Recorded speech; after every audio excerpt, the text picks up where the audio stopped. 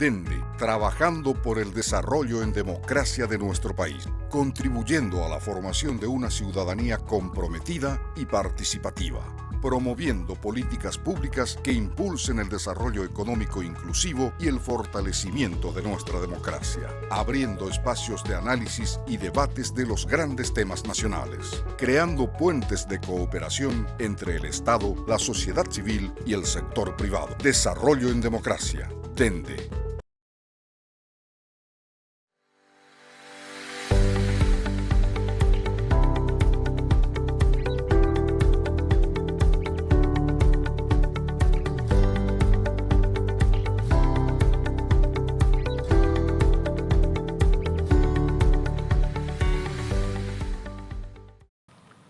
Buenas noches, bienvenidos al último programa de Plaza Pública Dende.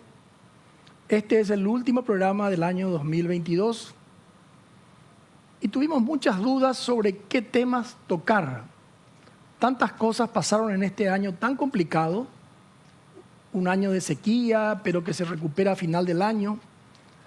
Teníamos muchas opciones, pero finalmente decidimos retransmitir Perspectiva Dende, un programa que fue realizado de forma presencial el día de ayer y que en ese programa hemos tocado todos los temas más importantes del año 2022 y de 2023. Hemos hecho un recorrido de la situación internacional y nacional. Hemos hecho un recorrido de la política y de la economía. Y hemos analizado el 2022 que se está yendo y hemos también visto las proyecciones del 2023 que están llegando. Espero que este programa sea de utilidad. Les deseo a todos ustedes una feliz Navidad, un mejor año 2023 y si Dios quiere nos vemos el año que viene. Gracias por la presencia. Bienvenidos a Perspectiva Dende 2023. Este evento es un evento que realizamos desde hace 15 años y lo hacemos 2 veces al año, ya por el mes de abril más o menos del año y en octubre, noviembre del mismo año. Este es un espacio donde transmitimos los análisis, la visión de la Fundación de cómo vemos la situación económica, política del país, pero siendo una economía que representa aproximadamente el 1,7% del Producto Interno Bruto del Mercosur. Y siendo que el Mercosur representa aproximadamente el 2% del PIB mundial, lo que pasa en Mercosur, lo que pasa en Paraguay, está muy influenciado de lo que pasa en el mundo, evidentemente. Allá están los grandes capitales, los grandes mercados, las tecnologías, o sea, siempre comenzamos este análisis yendo de lo general a lo particular, mirando el mundo en primer lugar y mirando Paraguay después, ¿verdad? También miramos para atrás, vemos un poquito lo que fue el año que está terminando y hacemos algunas proyecciones para adelante para ver qué es lo que podría ocurrir, cuáles serían los escenarios para el año que viene. Entonces, para comenzar, esto va a ser bastante conversado. Hay un momento que le voy a pasar la palabra a Estela, a César y viceversa. Entonces va a ser casi como una especie de conversatorio, pero con un PowerPoint ahí como fondo para ver algunos números sobre todo. Bueno, comencemos primero por el mundo. Para ver qué pasa en el mundo y cómo nos impacta a nosotros, hay que saber que lo que ocurre en el mundo tiene 2 canales de transmisión por donde nos llega lo que pasa en el mundo a Paraguay. Uno, el canal financiero, vinculado básicamente a Estados Unidos. Estados Unidos emite el dólar es y sigue siendo y será seguramente por mucho tiempo la moneda mundial. Y lo que hace Estados Unidos, muchas veces pensando en política interna de Estados Unidos, de subir tasas, de bajar tasas, de emitir, de contraer la emisión, eso impacta en el mundo entero, porque la moneda es una moneda global. Entonces, un primer punto sería analizar qué pasa en la parte financiera. Ese es un canal. El siguiente canal es el canal comercial. comercial básicamente son las exportaciones, las importaciones de bienes y servicios.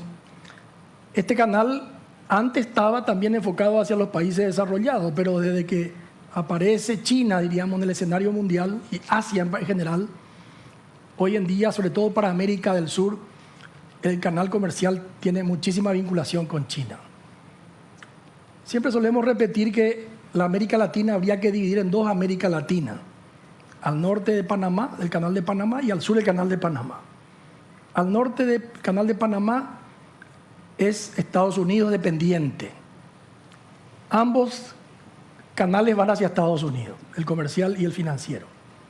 Pero América del Sur, en los últimos 20 años, 30 años, se ha convertido casi en China dependiente, ¿verdad? Entonces, hoy el canal comercial tiene mucho que ver con lo que pasa en el Asia, ¿verdad? Entrando un poco más en detalle, en estos dos canales, en la época del boom de los commodities, fueron extremadamente favorables, como nunca habían sido, a América del Sur.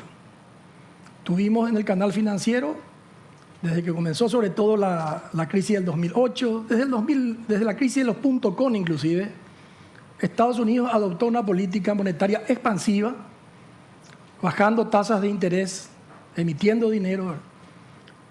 Eso aumentó después del 2008 con la crisis financiera y aumentó mucho más después con el COVID. Entonces, este canal nos permitió tener dólar abundante, barato. Yo suelo usar siempre la metáfora del ventilador o de la aspiradora. Cuando Estados Unidos sube las tasas de interés, actúa como una aspiradora, chupa el dinero del mundo, diríamos. La plata va para allá. Y sube el dólar, hay menos liquidez. Y cuando Estados Unidos baja la tasa ocurre lo contrario, es como un ventilador que viene capitales para acá. Durante estos 20 años del boom de los commodities, este canal fue un ventilador, donde básicamente vino capitales sobre todo para América del Sur. En el canal comercial, un segundito, hay que marcar el tiempo, se olvidaban de marcar el tiempo. En el canal comercial hay que saber que este canal comercial con China principalmente como foco principal tiene que ver mucho con el fenómeno de la globalización. La globalización, para ponerlo así en términos, diríamos, comerciales, básicamente, o productivos, básicamente es un canal, la globalización fue lo que ocurrió fue el desloque, el traslado de unidades productivas de los países centrales a estos países que estaban apareciendo, diríamos, en la economía mundial. Siempre pongo el ejemplo del automóvil. Antiguamente un automóvil se fabricaba, por ejemplo, en Detroit y se hacía todo el automóvil en Detroit. Con la globalización, esa gran fábrica que estaba en Detroit comenzó a abrirse en muchas fábricas. Hoy, en torno a una montadora de automóviles, hay aproximadamente 300 fábricas diferentes. La que hace el vidrio, la que hace el motor, la que hace el asiento, la que hace el volante. 300 fábricas. Y se calcula como 15.000 productos tiene un automóvil, que están producidos en cualquier parte del mundo. Esa cadena industrial es la que en gran parte se trasladó al Asia, porque los costos eran mucho más baratos. Las empresas norteamericanas, europeas, invirtieron masivamente, moviendo parte de su cadena industrial hacia allá. Otro tema importante también para analizar en el canal comercial y que nos va a ayudar mucho a entender mejor, yo sé que todos conocen muy bien, entender mejor lo que pasó con el COVID y lo que pasó con la guerra de Ucrania. En el comercio mundial, básicamente hay tres grandes rubros. Más o menos el 10% del comercio mundial es productos, alimentos. 10% de todo el comercio mundial. Un 15% de ese comercio mundial son hidrocarburos, petróleo, gas. 15%. 75% del comercio mundial es productos industriales. Productos industriales, 75%. Ahí está el gran comercio mundial. Ahora, ese 75% otra vez se divide en dos partes. La mitad de ese 75% son productos finales. O sea, yo exporto un auto, exporto una heladera, exporto un televisor, el producto final, un teléfono celular, 50%. El otro 50% son componentes industriales. Justamente al abrirse la cadena, pongo de vuelta el ejemplo del auto, al abrirse la cadena en diferentes partes, en 300 fábricas, hay fábricas que están ubicadas en un país y otras en otro país. Y esas fábricas tienen que exportar, se convierte en una exportación. Lo que antes era una venta interna, cuando estaba el proveedor dentro de un mismo país, aquí se convierte en una exportación de insumos. Entonces, lo que ocurrió en este proceso de globalización es que se tuvo que armar una logística fenomenal para que a esas fábricas que estaban ubicadas, no sé, en China, en Japón, en Alemania, en Estados Unidos, puedan llegar componentes de diferentes partes del mundo. Una logística, la mayoría operan con el just in time, o sea que tenía que llegar justo a tiempo esa materia prima, ese chip, ese cable, ese elemento para poder ensamblar en el momento el auto. Pongo el ejemplo del auto pero pasa lo mismo con cualquier otro producto. ¿Qué es lo que eso ocurrió durante todo el periodo del boom de los commodities? Creció la globalización, creció el comercio, creció ese intercambio de productos, de insumos industriales. ¿Qué ocurrió con el COVID? El COVID afectó, básicamente, paralizó toda esa cadena logística industrial, el 75% del comercio mundial. ¿Por qué? Porque la gran fábrica que era China fue el que primero tuvo COVID y entró en cuarentena y paró y se paró toda la logística. Se cerraron los puertos, se cerraron los aeropuertos. Al cerrar los puertos, lógicamente, los barcos que transportan, los grandes transportadores de contenedores, que tienen muchas veces sus barcos en leasing, devolvieron su leasing. Los aeropuertos se cerraron, las compañías aéreas devolvieron sus aviones. O sea, cuando vuelve a reactivarse la economía o se permite otra vez salir de la cuarentena, esa cadena estaba totalmente desarmada. Y hasta hoy estamos todavía en proceso de acomodamiento, diríamos, ¿verdad? Pero por otro lado, sumado a este problema que hubo en esa cadena, y sumado, que no quiero entrar muy en detalle, pero todos saben, estamos en una etapa de casi una nueva guerra fría entre Estados Unidos y China. Estados Unidos, por diferentes motivos, por temas básicamente estratégicos, ve la necesidad que esta cadena larga, por un lado, era un peligro a la seguridad nacional. Faltaron insumos fundamentales para productos fundamentales en la época del COVID. Era un peligro a la seguridad nacional y encima una parte importante de esos insumos estaba en manos o estaba siendo fabricado en un país que ya dejó de ser un aliado y pasó a ser un competidor. Entonces, claramente en este canal comercial vamos a ver cómo va a haber un creciente proceso de desglobalización. No sabemos, y solemos hablar con César, no sabemos muy bien cómo va a ser, pero no sabemos si van a ser como la Guerra Fría, en dos bloques, si va a haber algún esquema de convivencia, porque ya está todo muy integrado, está muy integrado. La empresa posiblemente más rentable en China creo que es Apple, me parece, una de las más rentables. Entonces, estas empresas no quieren tampoco salir del Asia, a pesar que el gobierno americano está presionando para el famoso nearshoring, para volver a traer las industrias para Estados Unidos.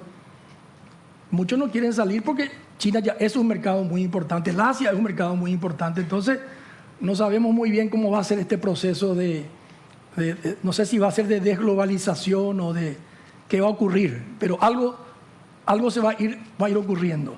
No sé si querés comentar algo sobre eso, César, cómo estás viendo vos todo este escenario de que de repente se corta toda esta cadena de suministro, empiezan a aparecer temas como el tema geopolítico por un lado, el tema de la seguridad misma, porque falta un chip, que fue lo que ocurrió realmente, y acá nos honra el embajador de Taiwán, ustedes son los grandes fabricantes de chip.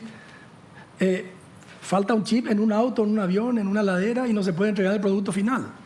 Entonces, Este COVID nos interpeló un poco, nos mostró cuán vulnerables son los países desarrollados al depender de cadenas muy largas, sobre todo en algunos casos de países que también hay que ser conscientes. El caso, por ejemplo, de Taiwán, que fabrica chip. Sí, Taiwán es aliado, pero la materia prima es el silicio, y el silicio viene de China, no viene de Taiwán. O sea que está todo muy integrado, realmente es muy complejo el tema. No sé si querés comentar algo, César. Bueno, buenas noches, gracias Alberto. No sé si hay mucho más que agregar a lo que estabas comentando, pero de repente en todo el periodo de globalización lo óptimo era hacer lo más barato posible cualquier producto, ¿no? O sea, la decisión era básicamente económica de parte de las empresas. Y salieron los procesos productivos, salieron de los países caros, que en general son los países desarrollados, que tienen costos más altos, ¿verdad? Y migraron hacia los países en desarrollo, principalmente en China, y otros países de Asia, pero principalmente en China, porque los costos eran muy bajos y había una gran disponibilidad, especialmente de mano de obra, ¿verdad? Porque es lo que finalmente termina migrando, es en vez de tener empleo en un lugar, va teniendo empleo en otro lugar. Y para que eso se dé, tiene que haber una gran disponibilidad de mano de obra, ¿no? Que es lo que se dio en este caso con los países asiáticos.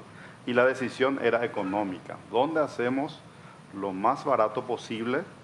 Y resultó la forma en que se ordenó prácticamente China y otros países de Asia se volvieron la industria del mundo. Todo se procesaba allá. Hasta hoy todos los productos que tenemos casi se procesan allá. Y lo que cambia con esto es de que aparentemente ya la decisión siempre va a seguir siendo importante, pero ya no es solamente de que producir donde sea más barato, porque la interrupción de las cadenas de suministro es un riesgo real, concreto, que se sufrió mucho en el transcurso del 2020 e incluso todo el año 2021 y parte de este 2022 todavía. Ahora aparentemente los costos han vuelto a lo que era más normal, digamos, anteriormente, pero 2 años, un poco más de 2 años, donde todo el sistema de producción industrial mundial sufrió mucho. Entonces, ya no va a ser solo lo económico lo que va a primar para decidir dónde vamos a instalar o ampliar las plantas de producción. Yo estoy leyendo mucho sobre esto y se nota que están en este momento las empresas multinacionales, finalmente son las que tienen la escala y el control de la producción mundial y son ellos los que van decidiendo dónde van a instalar sus plantas de producción. Están migrando a otros países de Asia. Teóricamente esto podría ser una oportunidad para América Latina, ¿verdad? Porque Estados Unidos es el principal, Europa es el segundo, digamos, ¿verdad? Todos los países europeos. Ellos decidieron producir en Asia porque era mucho más barato que América Latina y tenía mucho más disponibilidad y reglas no tan estrictas como las que se impusieron aquí, especialmente en América Latina, ¿verdad? Nosotros, cuando ellos querían bajar costos laborales, nosotros estábamos creando regulaciones laborales que complicaban mucho para una fábrica, qué sé yo, manejar las relaciones con sus empleados, ¿verdad? Con sus obreros, ¿verdad? Esas cosas no había en Asia, o era mucho menos, digamos. Ellos estaban más preocupados por generarle empleo a su población y eso, como había una alianza, digamos, entre Estados Unidos y China de mediados de los 70, a fines de los 70, también se fueron ellos con cierta seguridad de que las reglas se iban a respetar, que sus capitales se iban a respetar, todas esas cosas que para los inversionistas son importantes, ¿no? Hoy India está ya llevando gran parte de las plantas nuevas que se están construyendo. Vietnam, otro que está trayendo gran parte de las inversiones están yendo también para allá, y otros países de Asia. Pero nosotros no estamos apareciendo de vuelta en esta oportunidad. En aquella oportunidad ya no aparecimos, tampoco estamos apareciendo de vuelta en esta oportunidad.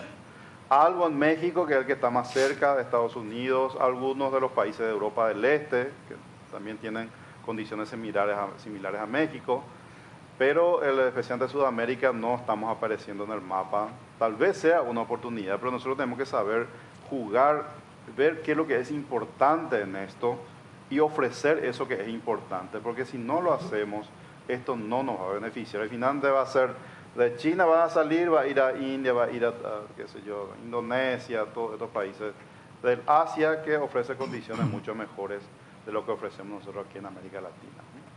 Gracias, César. Bueno, veamos el otro canal, el financiero.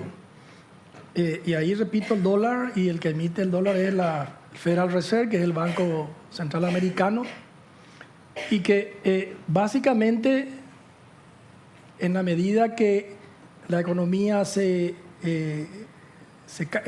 contrae, lo que hace es tomar políticas monetarias, que son básicamente anticíclicas, que son bajar las tasas de interés. Esa es la más importante, baja la tasa con la cual estimula el crédito y eso ayuda a reactivar la economía. Pero yo quiero tocar un poco lo del 2000, lo que pasó entre el 2001, 2008 y 2020.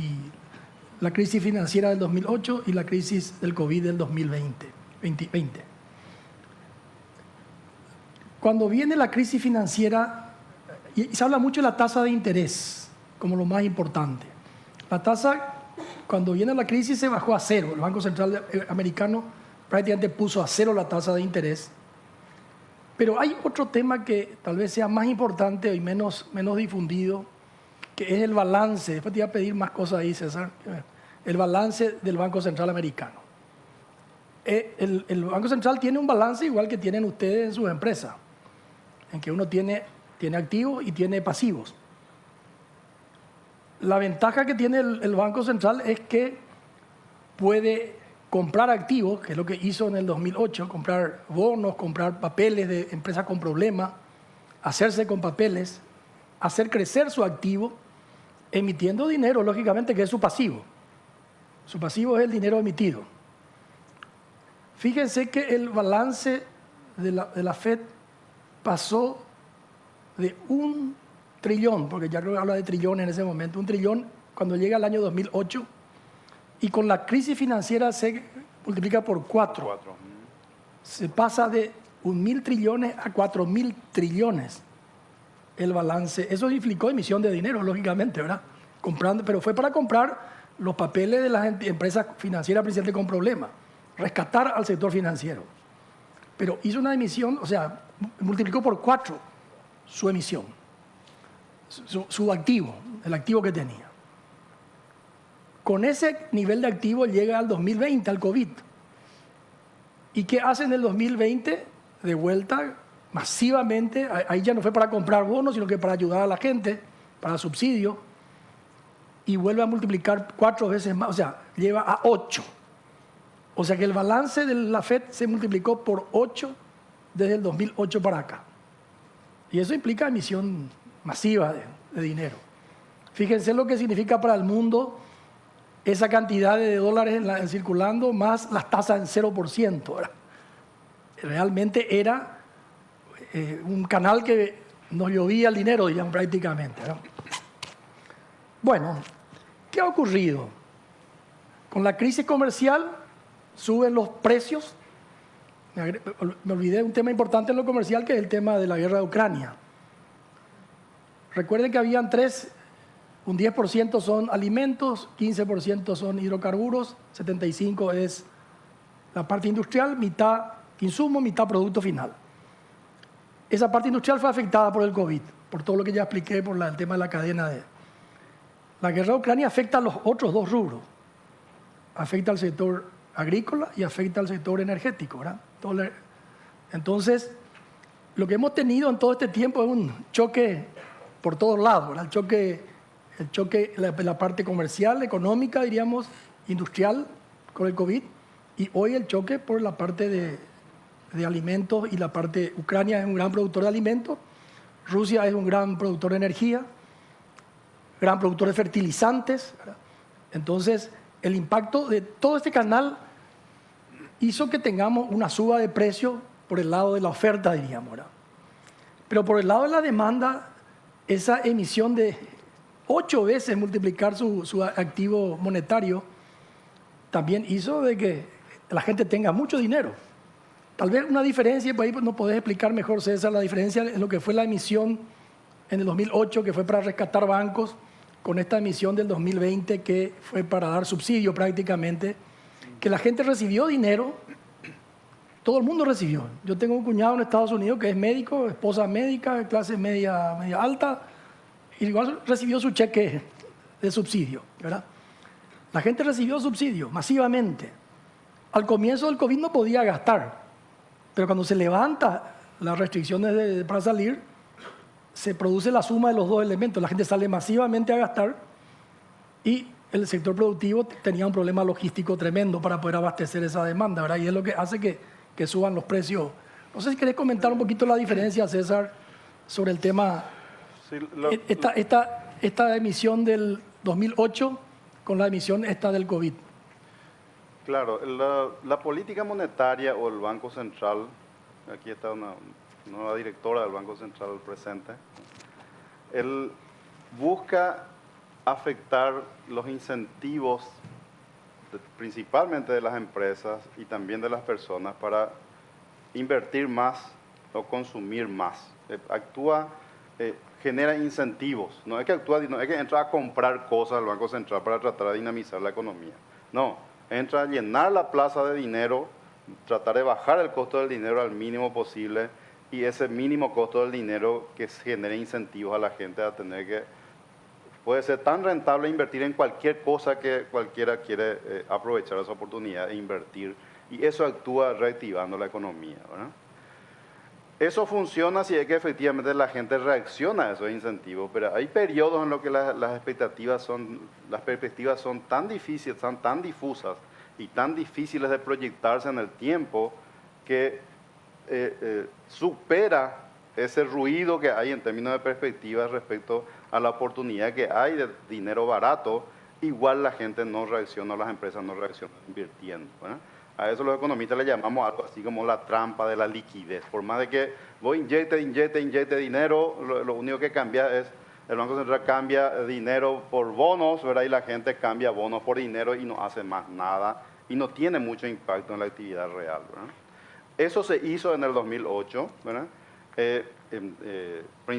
Política fiscal se hizo poco, ¿verdad? Que el gobierno entra a comprar cosas o a hacer programas de transferencia a la gente, ¿verdad? En el 2008 se hizo poco política fiscal, se hizo mucha política monetaria, sí se actuó mucho en los mercados financieros, condiciones financieras, como mencionó Alberto, muy favorables de aquella época, ¿verdad? En el 2020 lo que se suma es que el Estado entra a transferir plata a la gente y eso es distinto porque ahí genera un poder de compra que es mucho más directo, no actúa en base a los incentivos, le da directamente plata a la gente y cuando vos le das directamente plata a la gente usa la plata, especialmente si no tiene otros ingresos en ese momento, usa la plata. Y tanta plata se repartió en esta oportunidad que imagínense que llevábamos casi 35, 40 años en los países desarrollados donde la inflación estaba alrededor del 2% y en los últimos 15 años por debajo del 2%. El problema de los bancos centrales, de la FED y del Banco Central de Europa era ahí tenés esa ¿cómo hacemos para que la inflación vaya hacia el 2%? ¿Cómo hacemos para que la inflación aumente? Era los objetivos de los bancos centrales, ¿verdad? Un contrasentido para los economistas que estudiamos, no sé, libros y libros y libros de que cómo hacíamos para combatir la inflación. En este caso era cómo hacemos para que la inflación aumente, ¿verdad? Fíjate cómo está acá planchada esta es la inflación del 2014 al 2020. Sí. Y de repente apareció la inflación. Pero ¿qué es la diferencia del 2020 con el 2008? Es que acá la política fiscal actuó masivamente. El déficit fiscal americano creo que llegó a 14%, algo así. El de Europa algo similar, 2020, 2021, un poco menos, pero igual.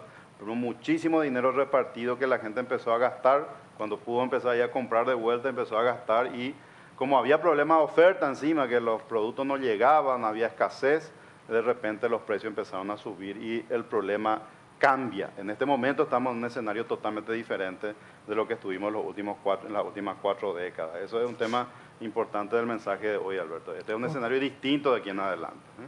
Volvemos a lo que era más normal para nosotros cuando estudiábamos economía. El problema es la inflación, ¿verdad? No es la deflación, el problema es la inflación. Bueno, ahí vemos la inflación cómo estuvo planchado durante muchos años y cómo pega estos 2 años la subida.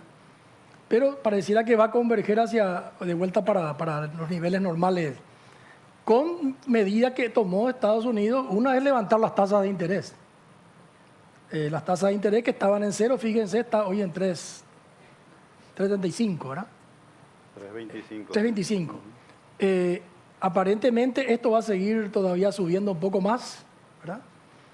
Pero también, por otro lado, ya anunció ese plan que es la inversa a la emisión, a achicar su balance. Ese balance que pasó de 1 a 4, de 4 a 8, anunció que va a reducir tanto el Banco de Estados Unidos como el Banco de Inglaterra. Van a entrar en un programa de reducción de balance. ¿Qué quiere decir reducción de balance? Cuando vence su bono que tenía, van a cobrar y no van a invertir de vuelta, ¿verdad? Van a ir cobrando, van a ir saliendo. Puede ser tan que signifique venta de papeles, ¿verdad? Y lógicamente eso implica un efecto casi de tsunami. Porque otro tsunami, porque fíjense que estamos hablando de volúmenes gigantescos, ¿verdad? Hoy el activo de la FED es casi el 40% del PIB de Estados Unidos. ¿Cuán rápido quiere reducir su activo, su balance? ¿Va a hacer que sea realmente un tsunami o sea algo un poco más suave? Por sentido común, Alberto, lo que implicó para el resto de la economía americana y del mundo cuando inyectaron esa plata, tenés que imaginarte la reversa, ¿no? Lo que implicó inyectar, implica contraer. Contraer. Así es, ¿no? Contraer. Es un tsunami, ¿verdad? O sea, Sí. uno no, por un lado era como un ventilador muy Sí. fuerte al inicio, Y una ahora va a ser aspiradora. una aspiradora bastante Sí. fuerte, ¿no? Bueno, ahí vemos la proyección de la tasa de interés. Y bueno, lógicamente estas medidas de achicar el balance y de subir las tasas tienen su impacto lógicamente en la actividad económica, ¿verdad? Y se está hablando hay varios escenarios posibles de recesión, de una reducción del crecimiento. Fíjense cómo fue el PIB mundial, la caída del COVID, el rebote acá y la caída proyectada para el 2022 y 2023, ¿verdad? ¿Querés decir algo sobre eso, César? Sí, o sea, estas proyecciones del FMI normalmente son optimistas porque por la lógica en la que ellos se manejan, digamos, ¿verdad? Todas las veces en los últimos 15 años ha revisado lo que hace en octubre, revisa en enero, después revisa de vuelta en abril, después revisa otra vez en julio. Ahora casi cada 2 meses ya lo hace porque primero es muy difícil de ser más certero en las proyecciones y segundo, como no quieren tirar mensajes negativos porque eso deprime más todavía. O sea, si cualquiera de ellos, por eso es la lógica, ¿verdad? Cualquiera de ellos tira mensajes muy negativos y actúa esa famosa profecía autocumplida de que puede hacer que sea peor el resultado. Entonces, por eso que hoy tienen mucho cuidado de manejar las expectativas y hace estos cambios cada 2 meses en sus proyecciones para no afectar tanto. Pero hoy se está esperando que haya una recesión importante en los países desarrollados en el próximo año. Pero esa es la realidad, ¿verdad? Muestro algunos números de algunos países, después si querés ampliar el comentario y después te vamos a pasar Estelita para hablar de otra cosa, ¿verdad? Fíjense, esto que mostré era el PIB mundial, que es el promedio de todos los países, ¿verdad? Si uno ve por países, los más importantes, Estados Unidos, casi hace la misma curva que el PIB mundial, ¿verdad? De un 5,2 que rebotó acá del 4,4 negativo, 2,4, 1,1 es la proyección para el 2023.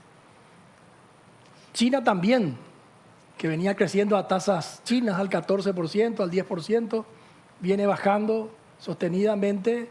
Este fue el rebote, fue el único país creo que tuvo crecimiento positivo en el COVID, rebota al 8,1, pero luego vuelve de vuelta al 3,2, que es la proyección ahora. Volvió a haber un tema de cuarentena, que está generando una convulsión social y política muy grande.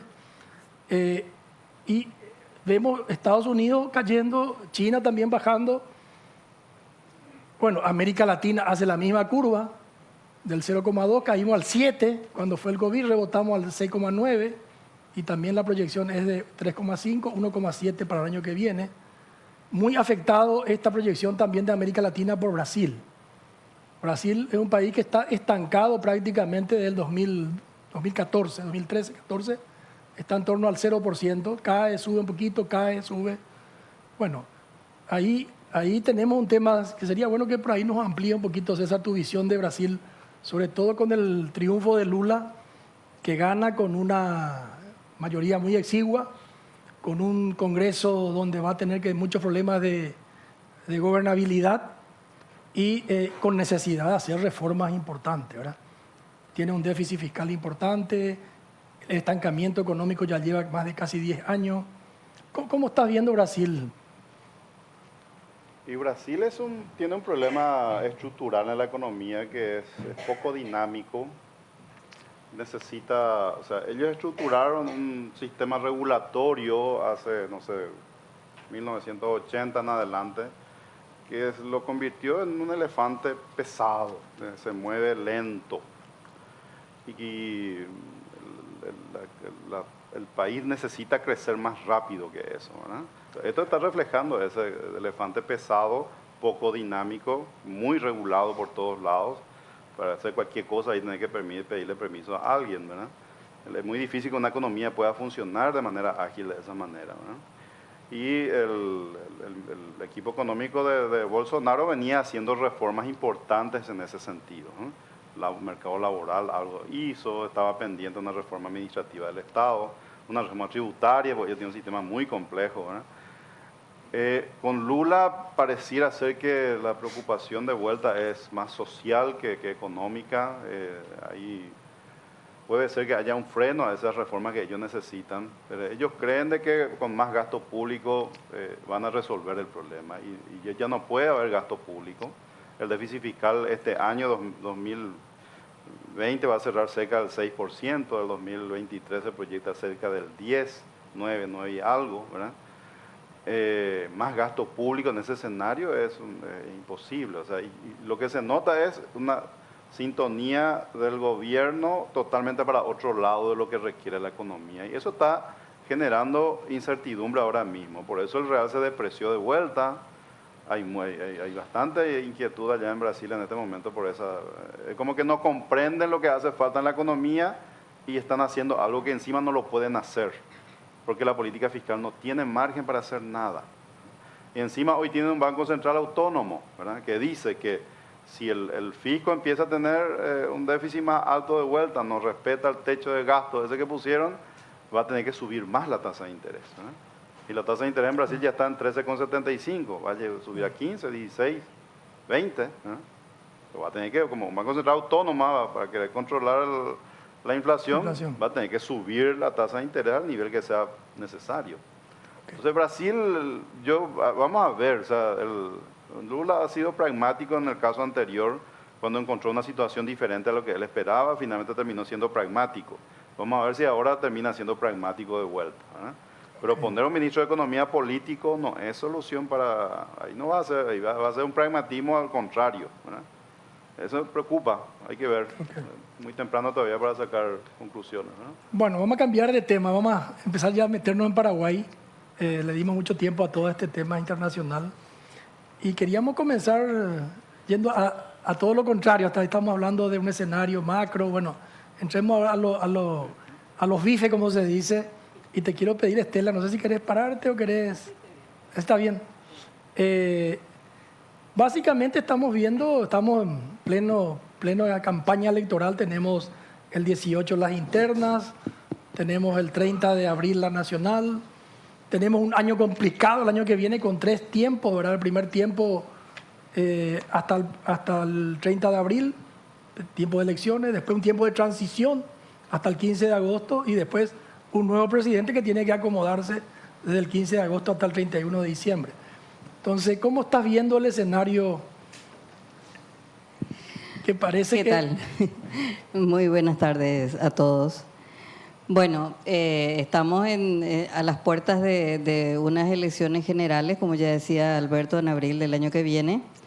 Estas elecciones creo que para mí vuelven a ser como muy tradicionales. Si bien siempre ha sido una disputa Partido Colorado, Partido Liberal, creo que en esta elección nuevamente se va a polarizar entre los dos partidos principalmente porque en anteriores elecciones hubo, diríamos, un tercer actor mucho más fuerte, que era representado por el Frente Guazú, que en esta ocasión no va a participar activamente, lo va a hacer a través de Euclides Acevedo, pero el Frente Guazú, ustedes saben, se dividió, apenas se enfermó Fernando Lugo, un grupo se quedó en la concertación y otro grupo plantea una candidatura presidencial.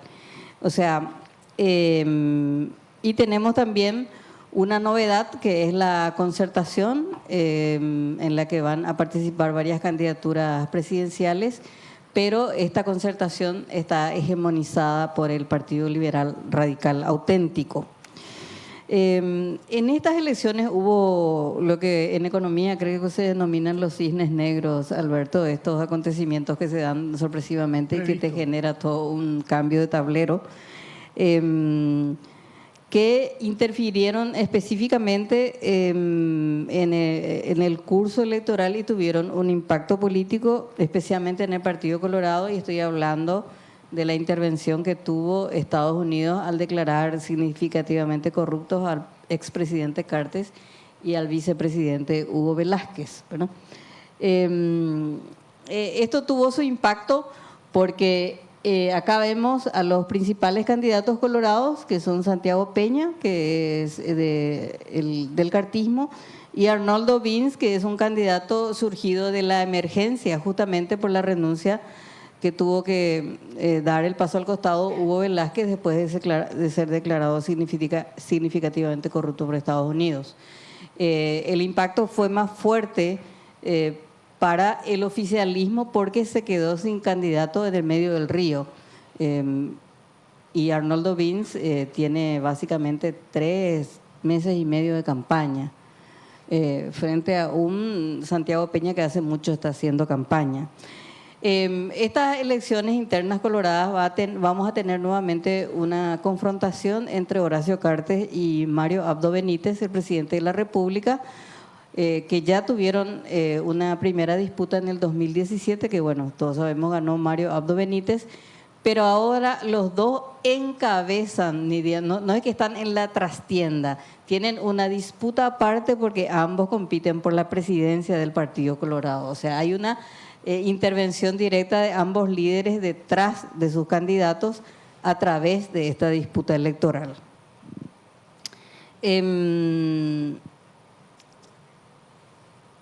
el Partido Colorado hay 4 candidatos en realidad, pero estos 2 son los principales.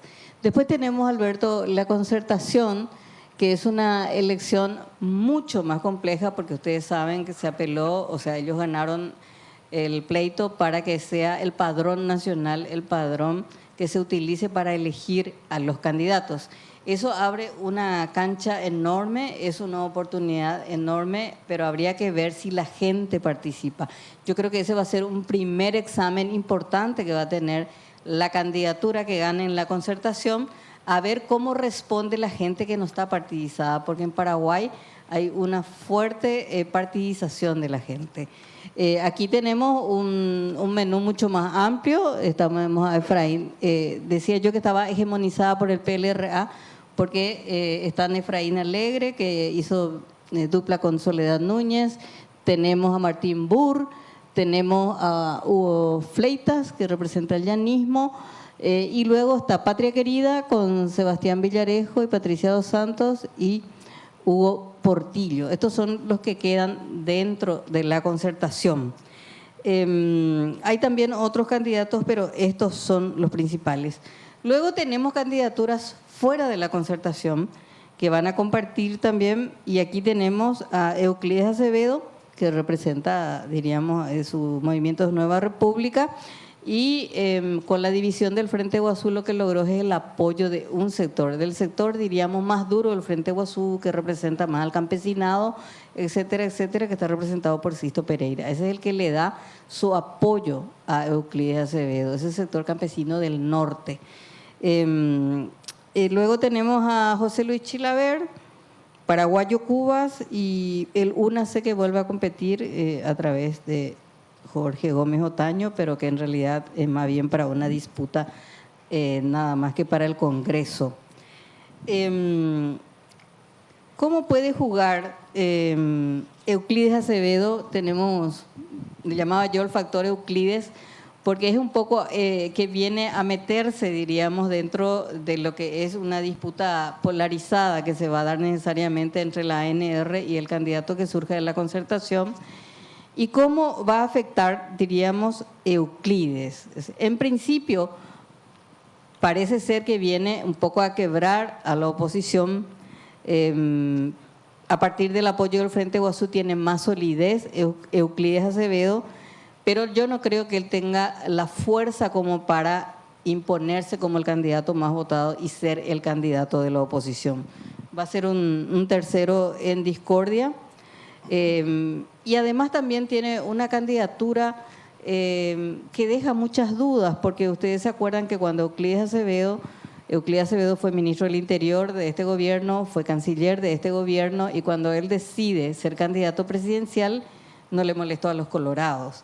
Entonces, por eso siempre se dice que Euclides es el plan B de Mario Abdo en caso que pierda su candidato. Pero de todos modos, habría que ver. Yo siempre recuerdo el caso Lino Oviedo en el 2008, cuando Nicanor Duarte Frutos lo libera Lino Oviedo, cuando ya ve que la candidatura de Fernando Lugos es un tsunami también, lo libera Lino Oviedo, lo saca de la cárcel pensando que Lino Oviedo le iba a robar votos a Lugo y finalmente terminó robándole al Partido Colorado. Yo creo que el Colorado, que no esté satisfecho con el resultado del 18 de diciembre, es más probable que le vote a Euclides que a otro candidato de la oposición. Por ejemplo, a un liberal es como muy difícil que le vote a un Colorado. Otro que puede afectar, diríamos, no sé si las chances de la concertación, pero que tiene un porcentaje que es vital, cualquier porcentaje pequeño de segundas, terceras candidaturas de la oposición afectan, diríamos, al principal candidato opositor, es Paraguayo Cubas. Y sí, Paraguayo Cubas es un voto opositor. O sea, mucho más opositor todavía que cualquier candidato de la concertación.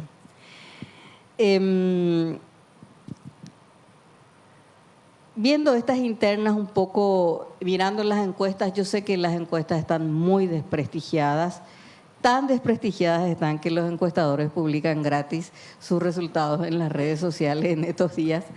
Pero de todos modos, teniendo en cuenta la sumatoria, encuestas publicadas y no publicadas, aparentemente hay una definición, diríamos, como que esta carrera está definida. En la interna colorada todo apunta a que gane Santiago Peña, y en la concertación todo apunta a la mayoría, por lo menos que se muestra en las encuestas, por su propia historia dentro del partido, es Efraín Alegre, Soledad Núñez. Arnoldo Bin resultó ser un buen candidato, en todas las encuestas aparece muy bien. Creo que Hugo Velázquez cometió un error, se apuró, él no era un candidato elegido por el presidente de la República, él se adelantó y se autonominó candidato, y ahora Vince, no sé si le está alcanzando a Santiago Peña, pero en las encuestas no está tan mal como uno pensaría para un candidato que apenas está hace 3 meses en campaña, diríamos. Pero creo que ya no le alcanza a Arnoldo Vince para llegar el 18 de diciembre. O sea, con este escenario, entonces la gran disputa que vamos a tener en el 2023 sería Efraín Alegre, un candidato de liberal puro y duro, y Santiago Peña, Horacio Cartes, con una figura muy fuerte detrás de Horacio Cartes. Hay un fenómeno que es interesante en este caso resaltar, que si Horacio Cartes llega a ganar la presidencia del Partido Colorado y vuelve a ganar su candidato en la interna colorada, lo que le da una posibilidad alta de ganar las elecciones presidenciales, entonces sería el primer expresidente que no pierde poder, porque todos los expresidentes colorados han desaparecido como movimiento político. Guasmosi desapareció, Nicanor desapareció, y todos los otros no supieron mantener sus movimientos. Este caso sería como un fenómeno que se daría dentro del Partido Colorado. Con este contexto, en realidad, el gran desafío para quien gane las internas Colorado o gane la concertación no va a ser tanto diciembre, diríamos, sino que el post. Porque si bien los colorados siempre se pelean de una manera muy fuerte, suelen tener internas sangrientas, ustedes saben que ellos tienen una pomadita que se llama abrazo republicano. Solamente que esta vez va a ser muy difícil que se dé eso, por lo menos a nivel cupular, por esta interferencia que tuvimos desde Estados Unidos, que le calificó a Horacio Cartes de esa manera. Y para el cartismo, esta decisión de Estados Unidos tiene mucho que ver el presidente de la República. O sea, ellos lo ven a Mario Abdo como el gran lobista de esta decisión de Estados Unidos. Entonces, en ese sentido, yo no sé si va a haber el abrazo republicano. Creo que si gana Vince va a ser más fácil el abrazo republicano, y si gana Vince también le va a ser más complicada a la concertación o a la oposición ganar las elecciones presidenciales. Creo que si gana el cartismo, la concertación tiene mucho más chances de pelear el 2023. Yo aquí quiero agregar un elemento importante dentro de los candidatos a vices, que generalmente ocupan un segundo lugar. Es importante acotar la candidatura de Soledad Núñez. Creo que la candidatura de Soledad Núñez tiene un valor fundamental para Efraín Alegre, que va a disputar por tercera vez la chapa presidencial, porque Soledad Núñez le aporta elementos nuevos a su candidatura. O sea, refresca la candidatura de Efraín Alegre. Creo que es una conexión que tiene con la juventud, y creo que también es una conexión fuerte que tiene con la clase media y clase media alta. La pregunta es si esa gente no se frustró, diríamos, con la decisión de Soledad de no competir la presidencia de la República, y si va a mantener esa fidelidad que no es muy fiel, diríamos. Los votos liberales y colorados son los más fieles, pero la gente que no tiene partido es muy frágil en su voto, no es leal a muerte, ¿verdad? Eso nomás quería agregar como una fortaleza de esta jugada, diríamos, que hace Efraín Alegre, porque todos pensábamos que él iba a aliarse naturalmente con el Frente Guazú.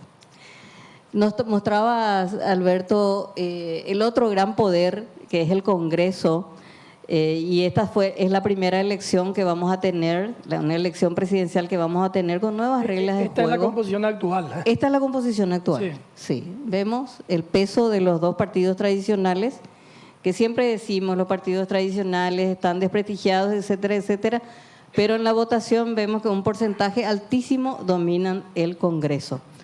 Este año vamos a definir a los candidatos con el voto preferencial, por eso es una disputa que vamos a tener muy fuerte. Va a haber ser internas dentro de las internas, y estas internas van a continuar incluso hasta las elecciones generales. Antes uno elegía una lista y esa lista se votaba in totum. No, ahora tenemos la posibilidad de modificar esa lista y cambiando un candidato. Entonces, la guerra que se da dentro de las internas partidarias, y eso encareció también la elección. Encareció muchísimo. Una banca en Capital o en Central, legalmente mínimo, te hablan de $150,000, mínimo. Entonces, por supuesto, ¿quiénes son los que tienen el dinero para alargar en una campaña presidencial? Y ahí ya entramos en el terreno fangoso de la narcopolítica o de la corrupción misma, que es desesperante en nuestro país. Estos son los temas en la agenda política o en la agenda ciudadana que debería. Antes de pasar el tema de las listas, quería nomás decir cuán compleja va a ser la lista. Dentro del Partido Colorado para el Senado nomás hay 7 listas.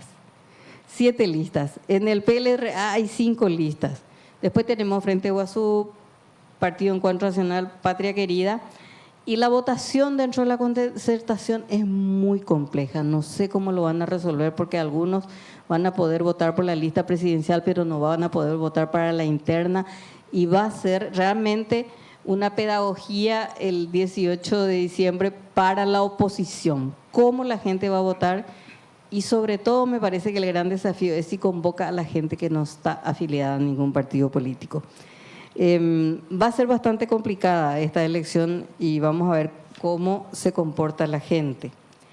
Estos temas complicados, de estos cisnes negros que decíamos fue la intervención de Estados Unidos en la interna colorada en la política, que deja dudas en el aire porque no se sabe realmente cuál es el otro paso que va a dar o si va a dar el segundo paso que todos sabemos cuál es la extradición de Horacio Cartes. ¿Se va a dar o no se va a dar? ¿Eso qué implicaría para la interna colorada? ¿Va a tener un efecto para las elecciones generales? ¿Lo van a hacer antes las internas? ¿Lo van a hacer después? Son dudas que quedan y que generan una incertidumbre política. De todos modos, yo creo que la enfermedad de Lugo también es otro cisne negro, diríamos, dentro de las internas, porque Lugo es, diríamos, un líder popular que es el que tiene votos en la izquierda. Si Lugo no hace campaña, una campaña fuerte por la lista para el Senado, yo le veo un panorama gris a la lista del Frente Guazú. Así que vamos a ver cómo se recupera Lugo. Y el otro tema con Fernando Lugo es qué va a decidir. ¿Qué va a decir Lugo? ¿Le apoya a Euclides Acevedo, como dice un sector de su partido, o le va a apoyar a la concertación donde está Esperanza Martínez con el otro sector? Entonces todos están esperando a ver qué dice Lugo. Yo creo que Lugo va a ser Lugo. Le va a decir a todos que sí y a nadie específicamente nada. Así que vamos a ver qué pasa. Lo de las máquinas de votación también vinieron a complicar el escenario. El voto preferencial depende absolutamente de las máquinas de votación. Así que veo que los colorados no quieren aumentar el horario, el plazo del horario de votación. Hay menos máquinas de votación, la concertación depende mucho de eso, así que vamos a ver cómo van a ser estas internas.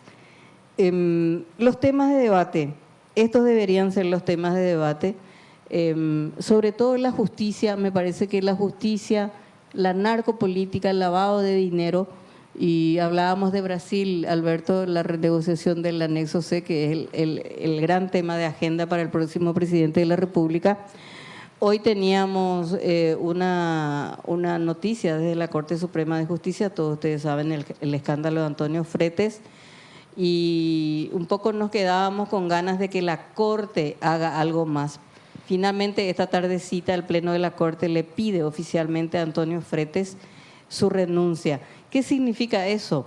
Que debemos hablar más seriamente de la corrupción del Poder Judicial, representado nada menos, como pudimos ver y estamos viendo todos los días en los medios, por el que fuera presidente hasta hace poco de la Corte Suprema de Justicia. Más que nunca nos obliga a hablar. Lamentablemente, en estos momentos, el debate político está siendo dejado de lado, estos grandes debates políticos, por un tema muy emocional que tiene que ver con Dios, patria y familia, que le conviene justamente a los corruptos, a los lavadores de dinero, a los que reciben dinero del narcotráfico, para que no hablemos de eso y hablemos de un tema que realmente, como el bombero, casi no existe, por lo menos en términos de leyes o los temores que se instalan en la sociedad. Entonces me parece que estos son los grandes temas de debate que deberíamos plantear desde nuestros lugares, Alberto. Gracias, Tela. Y bueno, entramos ahora en la parte de economía nacional y te quiero pasar ya el puntero para que vos presentes, César. No hay pregunta acá. ¿No hay pregunta? No hay pregunta acá. No sé. También estamos tirando un poco del tiempo realmente. Sí, ya. Pero bueno, vamos a...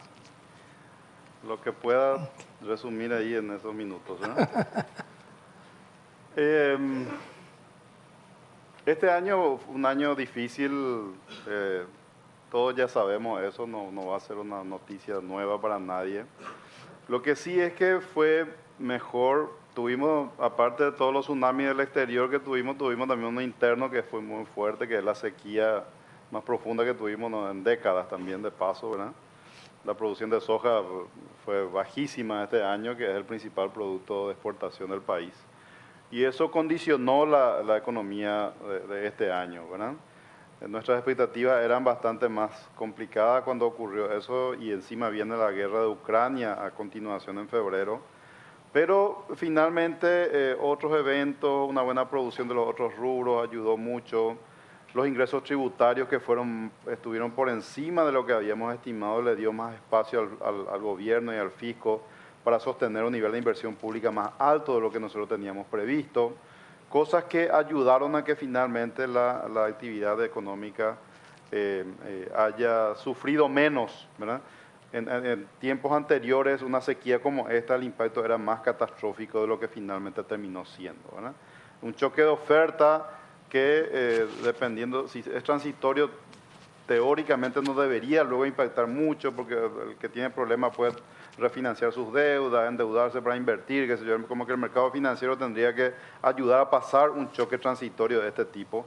Esas cosas no ocurrían en el pasado, este año sí ocurrió. Efectivamente, el sistema financiero ayudó mucho este año también para que los distintos sectores hayan aguantado mejor el golpe, ¿verdad? La economía viene cayendo, este 1.8 era hasta agosto, a septiembre es una caída de 1.2 de la estimación del PIB, que es el IMAEP, ¿verdad? Nosotros habíamos estimado al inicio de este año una caída de alrededor del 2%, va a ser mucho menos que eso la caída, eso por resultado de que la cosa estuvo mejor, ¿verdad? También los precios de los productos de exportación estuvieron mucho más altos, esto por efecto de la guerra de Ucrania, ¿verdad? Aumentaron los precios de exportación mucho, pero también el precio de la importación principal, que es el combustible, que sí lo sufrimos, tuvimos incluso hasta crisis sociales y políticas ya por marzo, abril, por esa razón, ¿verdad? Pero finalmente pasamos este año, a pesar de todos los choques y los golpes que hemos tenido. Eso también habla de que nuestra economía se ha fortalecido, tuvimos COVID, todo hemos tenido estos años, 2 sequías grandes, y aguantamos, no tuvimos quiebras masivas como podría haber ocurrido, ¿no?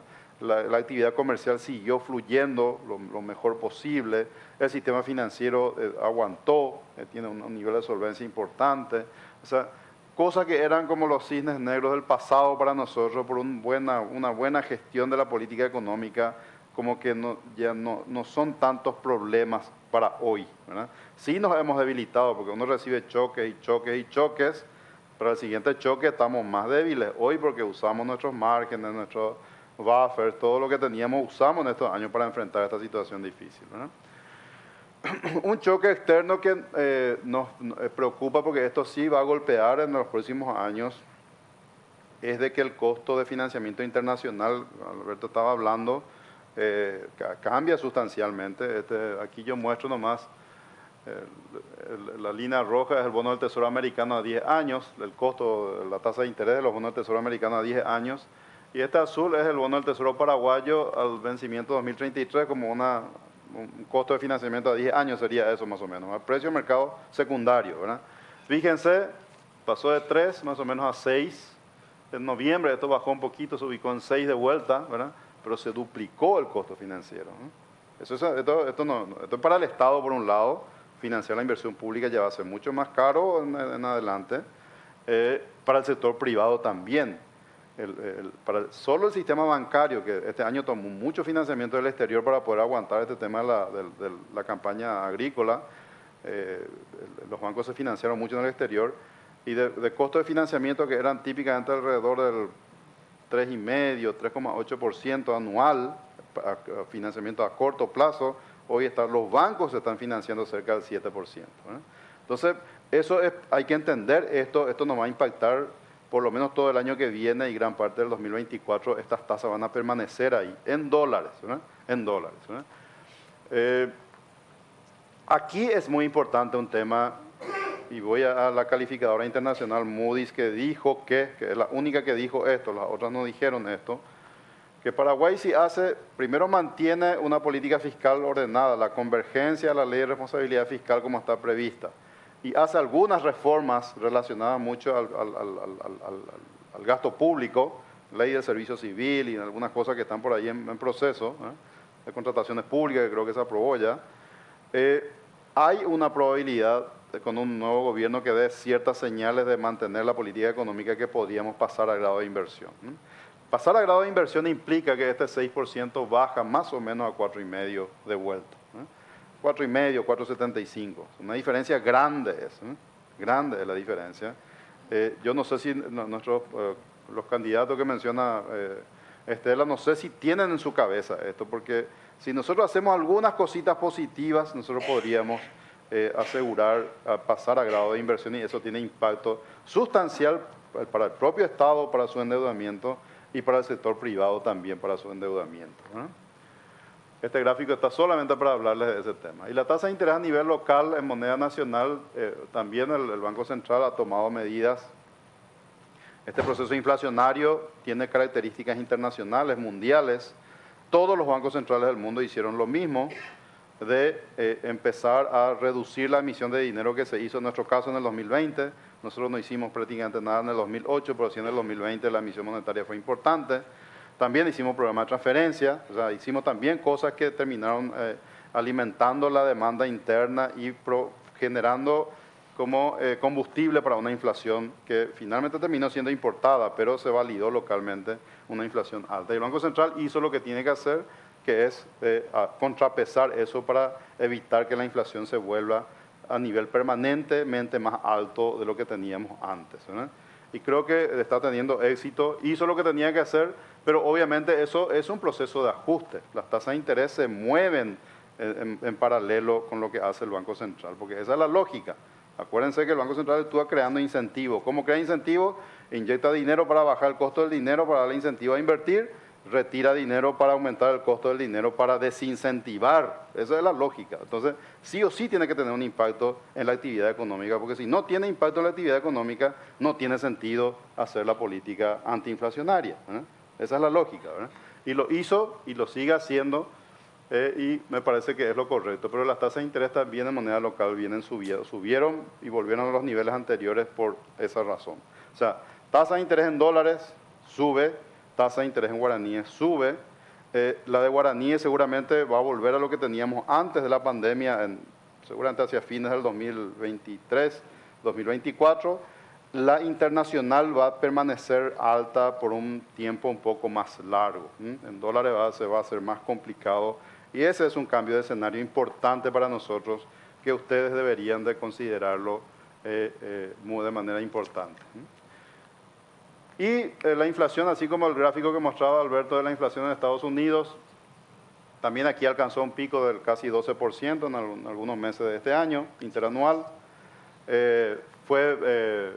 Ya respondiendo en nuestro caso, la inflación es muy importada. El costo promedio de las importaciones, el costo promedio, que sería el precio internacional de lo que nosotros compramos, más o menos 22-23% en dólares, fue la inflación de todas las importaciones de Paraguay este año, altísimo, ¿verdad? Y eso se traslada a los precios locales, y con los precios locales termina siendo alrededor del 12% allá por mayo, junio, ¿verdad? Va bajando interanual 8,1 al mes de, creo que este es octubre, ¿verdad?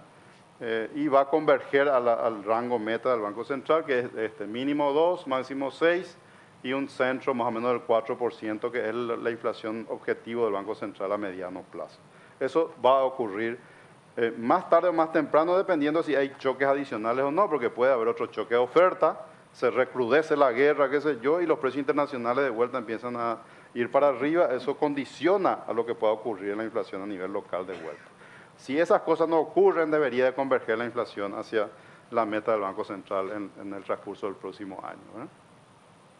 Los precios internacionales de los principales productos de exportación, la soja y en el caso del petróleo es el de importación. El azul es la soja en este caso, está en buenos precios. También los costos subieron mucho. Esta cosecha va a ser uno de los costos más altos históricos de la soja. Pero el precio internacional está por encima de $500 más o menos, que son, si hay una buena lluvia relativamente buena, vamos a tener un muy buen resultado en el rubro agrícola el próximo año, ¿verdad? Y el petróleo es mucho más complicado el mercado del petróleo porque hay un cartel que se llama OPEP que maneja la producción, que te cambia la producción cuando los precios caen o suben mucho. Y después la demanda que depende de la actividad que haya en los distintos países, ¿verdad? Está muy volátil, ¿verdad? Ojalá baje un poco, está muy alto, especialmente el precio del gasoil estuvo muy alto todo este año. En los últimos días bajó en el invierno prácticamente europeo, que se pensaba que obviamente la demanda aumenta mucho en invierno en los países desarrollados, pero finalmente la demanda es menos y eso está presionando los precios a la baja, lo cual es positivo. Vamos a ver qué pasa en los próximos meses, ¿verdad? Pero de cualquier manera, para las exportaciones los precios van a estar bien en el transcurso del próximo año. Si hoy alguien vende soja para entregar en mayo, los precios están en $530, $540 en Chicago, ¿no? El déficit fiscal, hoy el Senado estuvo definiendo más o menos para dónde va a ir el presupuesto. Hay ampliaciones importantes, ¿verdad? Manejables desde mi punto de vista en términos macro, pero las señales son muy malas. Por primera vez después de la vigencia de la Ley de Responsabilidad Fiscal, que empezó a regir en el 2014, por primera vez la Comisión Bicameral de Presupuesto modificó la estimación de ingresos que presentó el Ministerio de Hacienda en el presupuesto. Eso no lo habían hecho en todos estos 8 años de vigencia de la Ley de Responsabilidad Fiscal. Y eso es un quiebre, porque a partir de ahora pareciera que volvemos a lo anterior, que era que me faltaba plata y te aumentaba nomás el monto de los ingresos, así para que cuadre el presupuesto y sí, al fin y al cabo no importa luego, ¿verdad? Porque el presupuesto no se cumple. Finalmente vamos a pasar a la etapa de los planes financieros, que hay tope, qué sé yo, que se ejecutan en función de los ingresos que hay, ¿verdad? Pero no, este es el plan del gobierno para volver a la Ley de Responsabilidad Fiscal en el 2024. Esto está implícito en el presupuesto que se presentó para el próximo año. Se va a lograr este 3% para este año, que va a cerrar en 3% el déficit fiscal. Y el próximo año también va a cerrar en 2,3%. Solo que si hay más gastos rígidos que se aumentan en el Congreso, menos inversión pública va a haber. O sea, este es el que va a pagar el pato acá, ¿eh? Hasta ahora, luego ya en el presupuesto hay una reducción en los gastos de capital porque no hay margen para poder seguir invirtiendo en los niveles que se venía invirtiendo en los años anteriores. Sin que haya aumento en los gastos en el Congreso, luego la inversión ya baja y tenía que bajar. Si aumentan como están aumentando los gastos rígidos, la inversión va a tener que bajar más para que se cumpla con esta meta del déficit. Y hay cosas que son importantes, todo es importante obviamente en la economía, pero hay cosas que son más importantes. Aquello que generan previsibilidad en la economía es fundamental. Y para mí, si hay que cortar inversión para que nosotros volvamos a los niveles de déficit fiscal que son sostenibles para nuestro país, hay que hacerlo.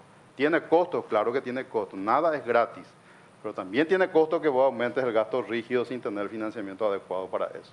Todo tiene costos, ¿eh? Entonces, el sector privado ha venido funcionando desde el 2003, 2004 más o menos, a pesar de que los servicios públicos no son buenos, ¿verdad? Son de mala calidad, ¿verdad?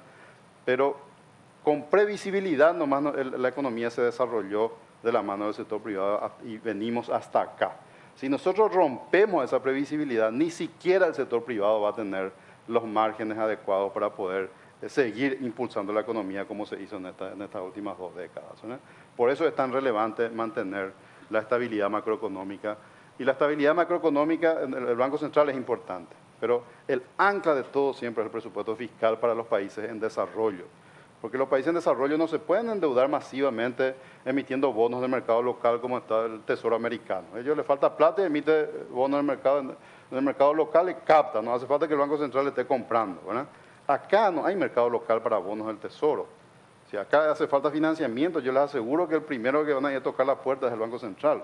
Y ahí está directamente relacionado, ¿no? Entonces, hay que tener cuidado con esto porque el déficit fiscal es la principal en el ancla económica que tenemos nosotros, ¿eh? Estamos, este año, habíamos proyectado inicialmente una caída alrededor del 2%, el mejor desempeño que vino en distintos sectores hace que la caída sea menos, puede ser incluso un poco menos que el 0,8, pero ya faltan 2 meses y seguramente el Banco Central va a sacar alguna estimación hacia marzo del año que viene cómo fue realmente el cierre, ¿verdad? Por el último trimestre hay una estacionalidad que se da todos los años, que el año pasado luego fue es como que estás comparando el último trimestre alto y hay que ver qué tanto es digamos, ¿verdad? Creo que vamos a tener una caída de la economía igual, ¿no? Y si es que el clima nos ayuda como viene hasta ahora bastante bien, especialmente para la soja, vamos a tener un rebote importante. Nosotros proyectamos un crecimiento del 6,5%, pero esto puede ser más si es que estamos estimando una cosecha de unos 9 millones de toneladas de soja aproximadamente, que no es el tope que hemos tenido en los años buenos, digamos, ¿verdad? La capacidad de producción tope de la soja con un clima perfecto, más o menos de 10,5 millones de toneladas, ¿verdad?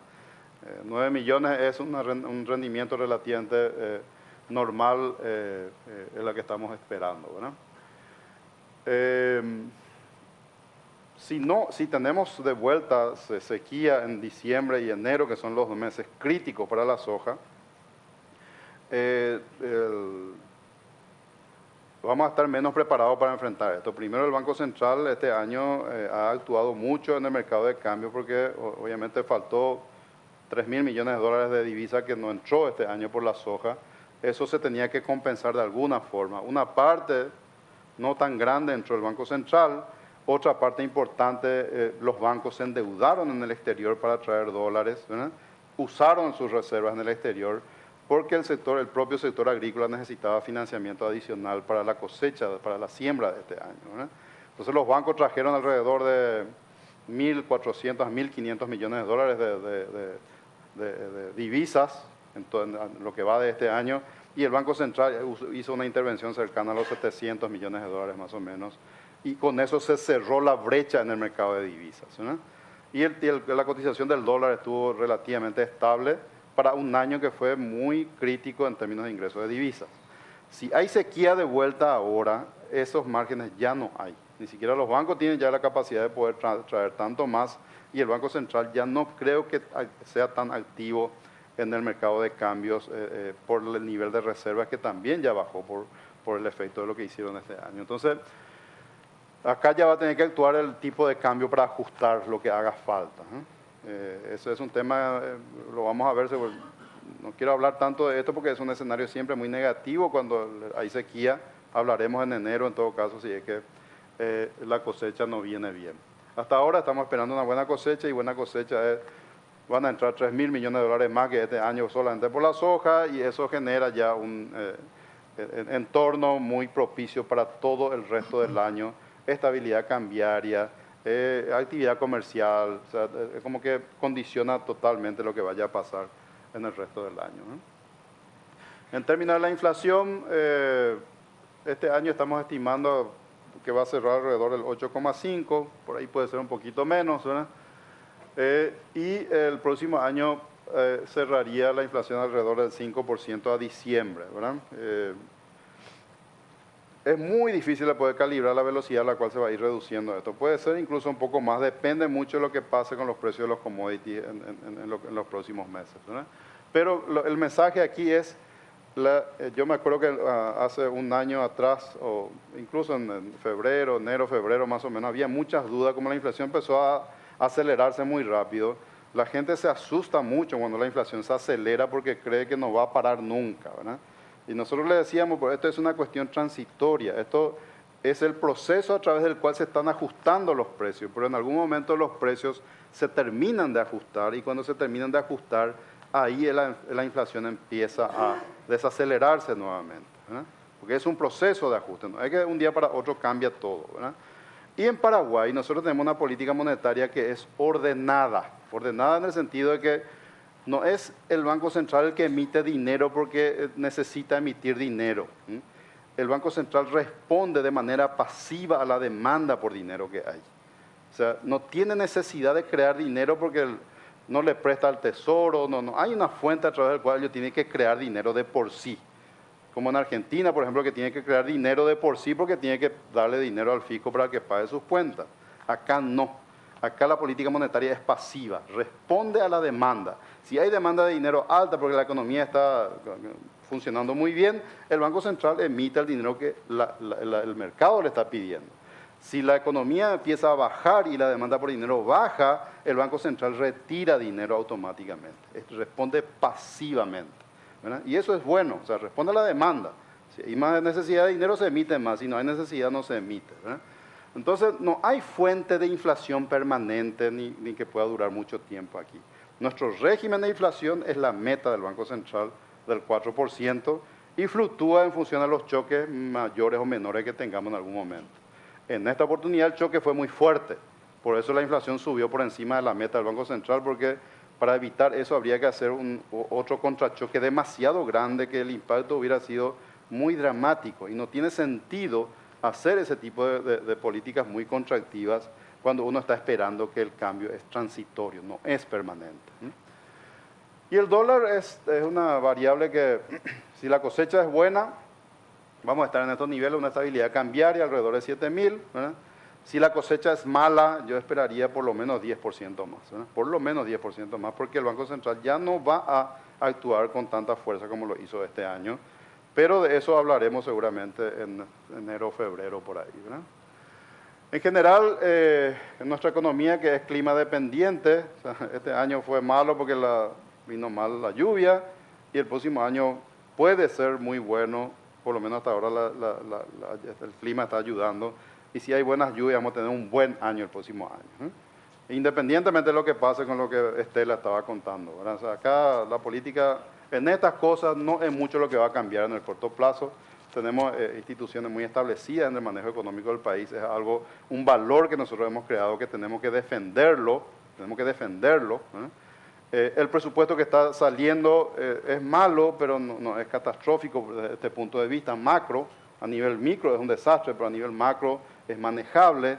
O sea, y un gobierno asumirá el 15 de agosto, y esperemos que sea razonable. Yo no veo que haya extremos ahí que nos vaya a preocupar en demasía de lo que pueda llegar a ser, ¿eh?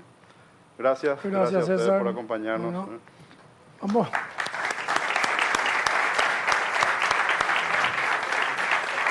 Bueno, llegamos al final, hicimos un pantallazo, un paseo por el mundo, por Paraguay, por la política, por la economía.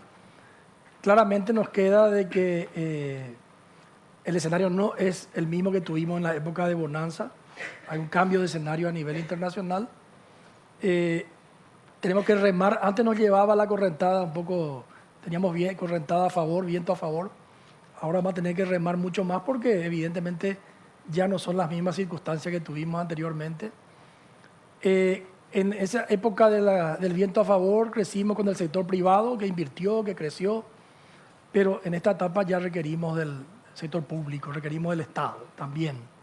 Pero un Estado evidentemente que nos brinde servicios públicos de calidad, educación de calidad, salud de calidad, infraestructura de calidad. Sin ese Estado, solo el sector privado, no, con este viento en contra que se ve que va a haber y que va a durar mucho tiempo seguramente, no vamos a poder crecer. Y bueno, entonces ojalá con los cambios que vengan, en el próximo periodo podamos tener esa reforma que mencionaste, algunas de esas reformas que permitan que el Paraguay pueda seguir creciendo y desarrollándose. Muchas gracias por la presencia y espero que sea de utilidad. Gracias. A la foto.